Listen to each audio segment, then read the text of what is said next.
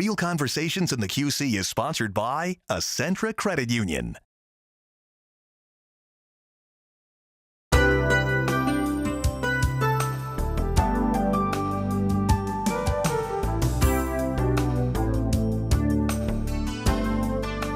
Hello, and thank you for joining us for this episode of Real Conversations.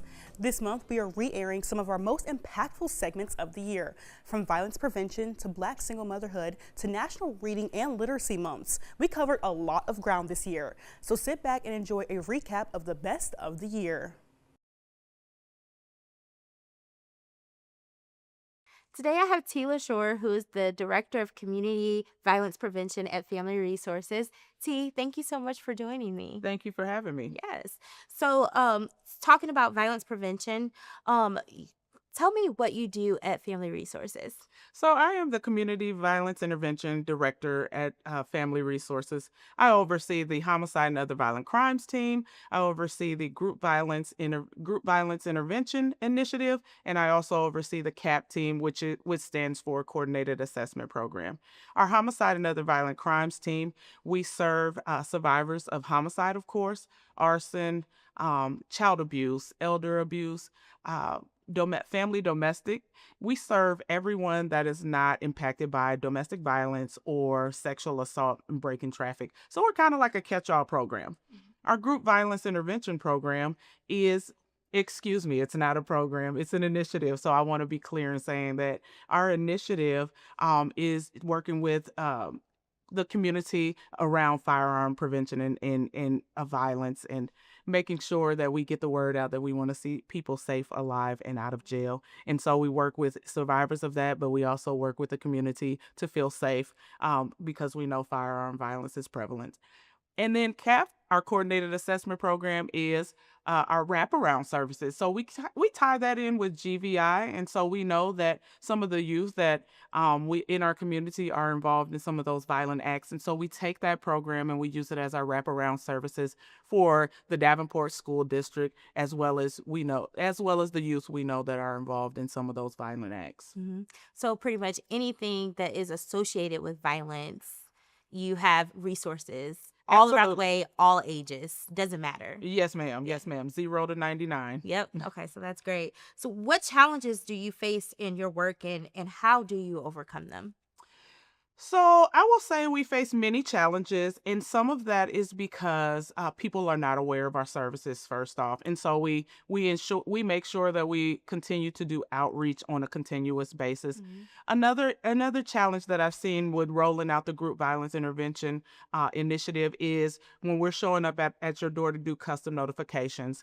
And let me just tell you what custom notifications are, so you know exactly what I'm speaking of.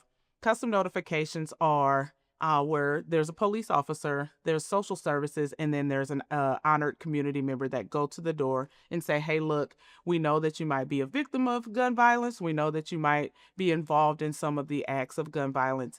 And what we want to do is keep our community safe. We want the violence to stop, but we know that there's some needs here. And so we're here to offer a genuine extension of help. And so when we go out to do custom notifications, it's a little weird to see all three entities standing at your door.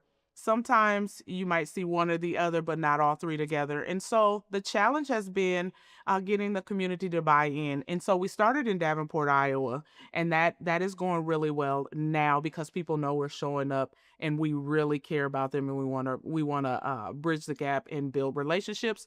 And in Rock Island, we're just getting started. And so the challenge here is having that buy-in. And so that's the challenge with group violence intervention, and just, being used to all three entities showing up at your door. And then coordinated assessment program, it's just making sure that, we have those wraparound services. And so some of the challenges are making sure that all people have what they need. And so we rely on the families and the clients to tell us what they need. And so some of that can be a challenge. And then having that open communication about what you need is also a challenge, because no one wants to appear to be a burden to anyone. And so we want to make sure that the relationships are there and we're addressing some of those challenges as well. So circling back to the challenge with where all three of the entities, Yes, ma'am. what's the name of Custom notification. Custom notification. Yes. Okay. So what is like the protocol for that? Do you guys, is it certain like police calls that you've received until you show up, or is it first defense? How does that work? So law enforcement identifies our partnership with law enforcement has been really successful because they have opened up a door where we communicate about the things that are going on in the community as well. So law enforcement identifies individuals who have either been a victim or could potentially be a victim of violence, also could possibly be a retaliatory act. And so what we do is we go out and try to intervene before any of that takes place. And so also we know that people are associated with other people in the community that may be committing some of those crimes. And so what we go out and do is say, look, we're not here to serve notice on anybody about any violence, but we know that there's some violence happening around you or within that environment that you're in. And so we go and we have conversations about the violence and how we really want the community to thrive. And then social services kind of takes over. So we want people to understand that we're not there to serve like a warrant or any kind of warning, but we do want our community safe and the violence to stop. hmm So, leading up to that, with especially going to specific communities, so how do you involve the community in violence prevention programs? We have a group of community members that go out and do those custom notifications with us, and we want people that have lived experiences. And so that's what we rely on. I go to the community members that have been honored for years because every community has a hero that has more authority than what I have or a law enforcement coming in. And it's just been built off relationships. And so we go out and we do outreach. We, are going out and talking to people about our initiative. And we have some very honorable community members that come on board and do those custom notifications with us. And a lot of times they know, the homes or the families that we're going to their houses to work with. And so that's been very successful because again, it's not every day that you see social services, an honored community member and law enforcement showing up to your door to say, we want to help you. We want to build a relationship and not serve any kind of consequences. Yeah, and then I think that that's great, especially in the Black community, is Absolutely. where we are, is someone that's notable who I respect, to, that safe person for Yes, me. And yes. then seeing, people that look like me that I don't know who you are, but you're showing up at my door and you guys are trying to, get me on the right path. That's powerful. That Yes. is very powerful. And after that we do follow up. So if there's, a GED that's needed or you need, some academic advocacy, medical advocacy, employment. I mean, we come in and we assess all of your needs, even if it's the little big small things, is what we call them, hmm driver's license, a birth certificate. We're showing up to extend a genuine offer of help, not to serve any consequences about anything. That's great. That is amazing.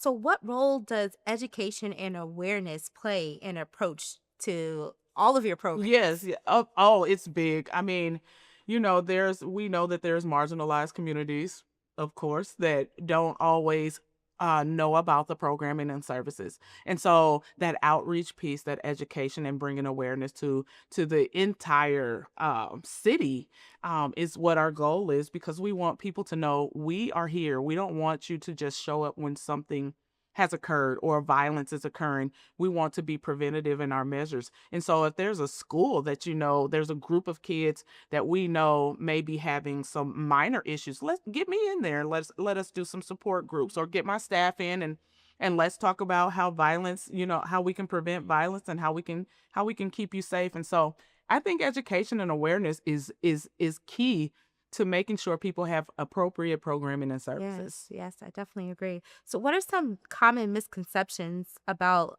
violence prevention that you've encountered? Common misconceptions that we're just here for a short while. This is just a program. I have been a witness in my own community of many programs that have come and go.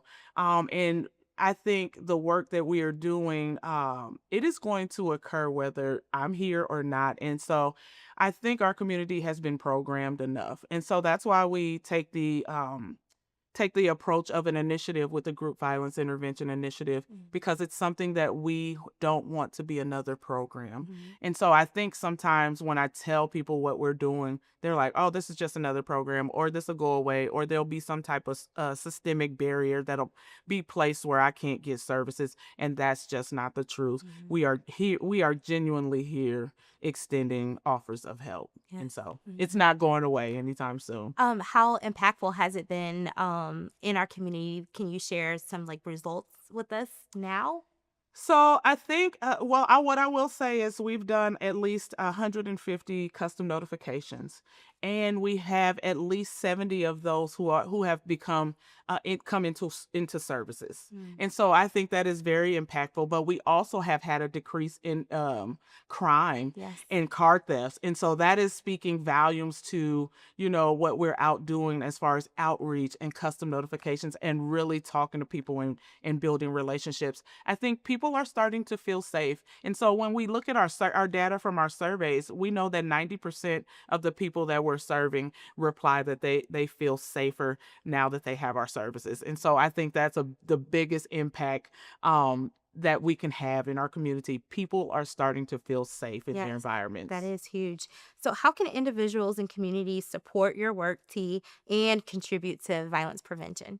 We have a volunteer program. Please come and volunteer. We want people that are passionate about the work that we're doing to get out on the streets with us or get into other organizations and make sure that people are aware of the services and make sure that they know that they're genuine people that care and want to provide those services. But we also have those community members that I talked about doing custom notifications. If you know you are vital in our community, come on board. Walk beside us. It doesn't just take one of us, it takes all of us.